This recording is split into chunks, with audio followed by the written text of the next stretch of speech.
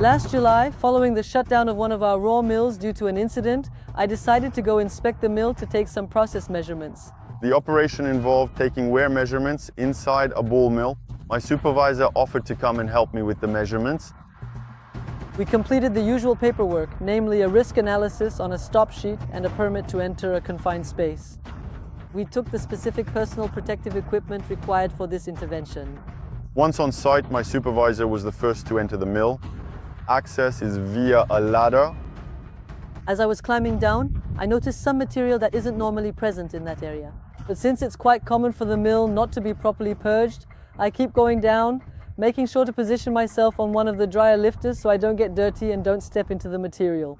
As I step off the ladder, I immediately set my feet down on the material, but it can't support my weight and I sink into it. So at that point, I feel the material getting really hot around my ankles, so I get out immediately and move to stand next to my supervisor on the lifter. But it keeps burning around my ankles, so I shake myself off as best I can, and then after a while it goes away. After about a minute, I notice he seems uncomfortable and he tells me he feels a burning sensation around his ankles.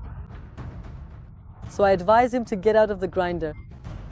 Once back at the office, I take off my safety shoes and see that huge blisters have formed around my ankles. So immediately I go down to the showers to rinse the burn with cold water. I go back to the room and check with my colleagues to see if they've seen Teotim.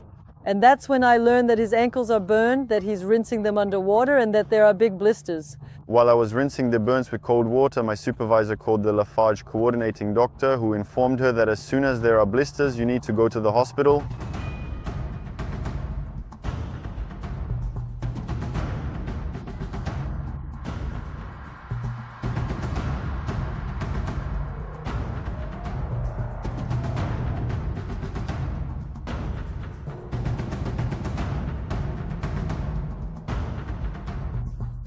I was on vacation when I was informed about Teotim's accident.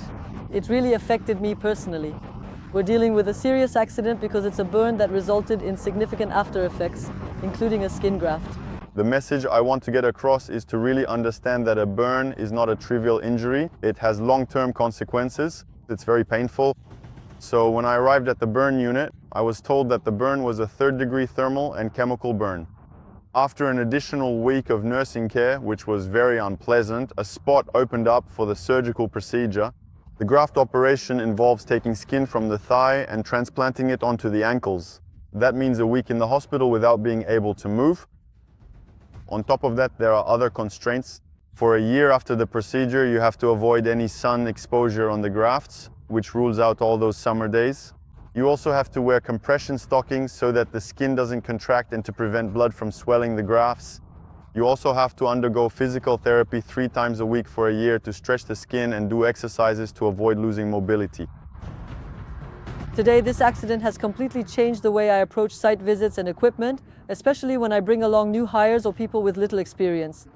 We take the time with new hires to explain the equipment we're going to visit and where we're stepping. It's better, in fact, to lose some time and take the time to talk about safety, to discuss with the people accompanying us, even to explain things that seem obvious to us, because they don't have that field knowledge, they don't have that understanding of the risks.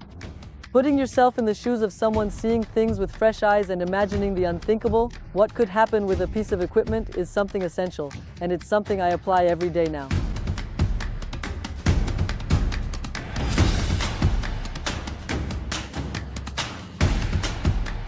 What I take away from this accident is that I had a lapse in judgment in the sense that I never imagined I could sink into that pile of material. The risk analysis was not updated when we noticed the presence of the pile of material. We surely would have identified that it was hot, in which case we wouldn't have gone in. You have to be wary of your instincts. Just because the material isn't smoking doesn't necessarily mean it's not hot. We can believe things that aren't necessarily reality. So be careful, always be careful.